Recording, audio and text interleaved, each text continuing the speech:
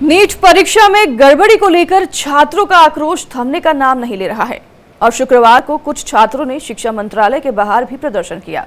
वहीं supreme court में भी एग्जाम में धांधली और पेपर लीक से जुड़ी कई और याचिकाओं पर सुनवाई हुई।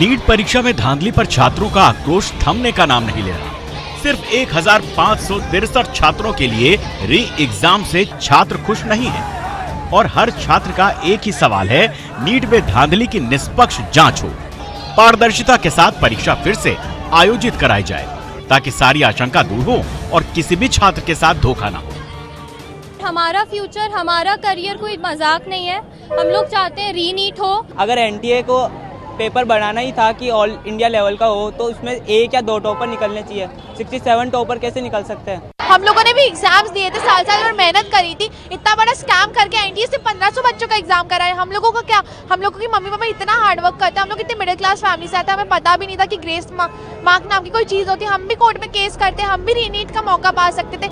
नीट परीक्षा में धांधली और पेपर लीक को लेकर एनटीए बैकफुट पर है। छात्रों का आरोप है कि धांधली पर पर्दा डालने की कोशिश हो रही है और नीट परीक्षा परिणाम मामले पर सुप्रीम कोर्ट में अहम सुनवाई हुई। सुप्रीम कोर्ट में पेपर लीक और इसकी सीबीआई जांच की मांग वाली याचिका पर सुनवाई हुई और नीट परीक्षा में धांधली की सीबीआई जांच होगी या नहीं, इस पर 8 जुलाई को फैसला आएगा। साथ ही कोर्ट ने बाकी की याचिकाओं पर भी एनटीए और केंद्र सरकार से जवाब मांगा। कोर्ट ने कहा कि एनटीए 2 हफ्ते के अंदर इस पर अपना पक्ष रखें। हालांकि सुप्रीम कोर्ट ने एक बार फिर दोहराया है कि काउंसलिंग तय समय पर चलेगी, उस पर कोई रोक नहीं लगेगी। कोर्ट का यही ऑब्जर्वेशन था कि अभी आप एनटीए का रिप्लाई आना है, एनटीए के रिप्लाई आने के बाद में जो हमारी सबमिशंस हैं और इस केस को दोबारा से मेरिट्स पे जो 8 जुलाई को सुना जाएगा ये होगा। लेकिन जिस तरह से इस केस में हमारे पास मटेरियल्स हैं, एफआईआर हैं और दूसरे एविडेंस हैं जिसमें पेपर लीक हुए हैं, एफआईआर्स हैं, इन्वेस्टिगेशंस चल रही हैं, ये साफ साबित होता है हमारी तरफ से जो हमारे पास मटेरियल है कि इस पूरे एग्जाम को सेट असाइड करना चाहिए, रिकॉल करना चाहिए और ये दोबारा एग्जाम होना चाहिए।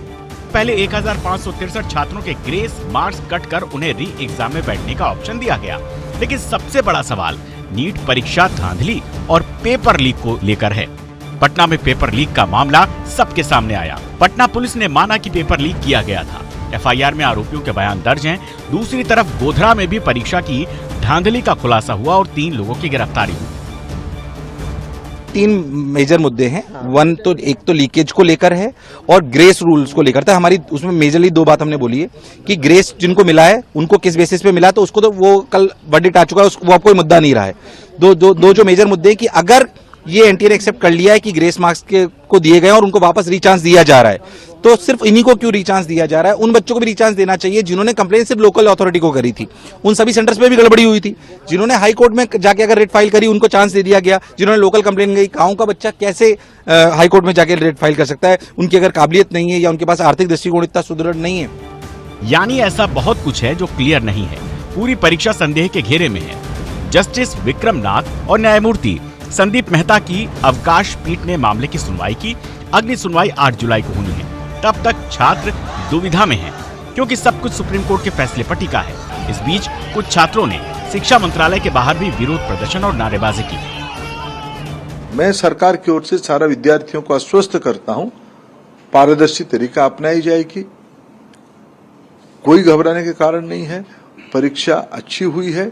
1-2 जाके घटना संज्ञान में आई है, उसमें भी जो इंक्वायरी चल रही है, जो कोर्ट की संज्ञान में रहेगा, जो कोर्ट कहेगा ऐसे कर लिया जाएगा। इससे पहले गुरुवार को धर्मेंद्र प्रधान ने कहा था कि परीक्षा में कोई गड़बड़ी नहीं हुई है, लेकिन पटना और गोधरा समेत कई जगहों पर गड़बड़ी की शिकायतें हैं। मेरिट इस बार इतनी हाई क्यों गई? कैसे इतने ज्यादा छात्र टॉपर हो गए? परीक्षा सेंटर्स में क्या हुआ? इन तमाम सवालों के जवाब मिलने जरूरी है और कांग्रेस समेत तमाम विपक्षी दल केंद्र सरकार पर हमलावर हैं। कांग्रेस ने इसे व्यापम 2.0 बताया। आज वो मंत्री मुस्कुराते हुए आरोप हम पर सब पर लगाता है, इस देश के नागरिकों पर लगाता है कि ये मोटिवेटेड प्रोटेस्ट हो रहा है। थोड़े दिनों में देश विरोधी भी हो जाएंगे ये बच्चे, देख लीजिएगा। इनको राष्ट्र विरोधी कह दिया जाएगा जो प्रोटेस्ट कर रहे हैं। आत्महत्याएं हो रही हैं इन पेपर लीक्स को लेकर, और मंत्री मुस्कुराते हुए कहता है मोटिवेटेड प्रोटेस्ट है। कि ये पूरा का पूरा फार्स है और एनटीए नाम की संस्था के गंभीर मूल्यांकन की आवश्यकता है।